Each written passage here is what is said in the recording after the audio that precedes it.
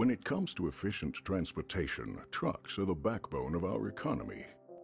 But road transport is increasing, emissions are rising, and with trucks and buses accounting for roughly 1/4 of all CO2 emissions from road transport, cutting fuel consumption and thereby reducing emissions is essential.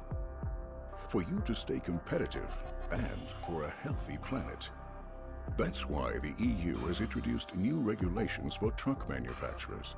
These will mean cutting average CO2 emissions from new heavy-duty vehicles by 15% by 2025 and by 30% by 2030. If manufacturers fail to comply, they will incur penalty payments for each vehicle. And while the current regulations primarily target truck manufacturers, further regulations that will affect fleet operators are expected before long.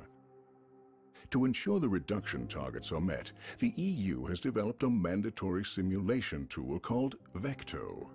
With VECTO, vehicle manufacturers can simulate the CO2 emissions and fuel consumption of individual truck configurations. As inputs, the tool uses a number of standardized parameters. Parameters such as simulated driving behavior, engine performance, aerodynamic drag, and the rolling resistance of the tires.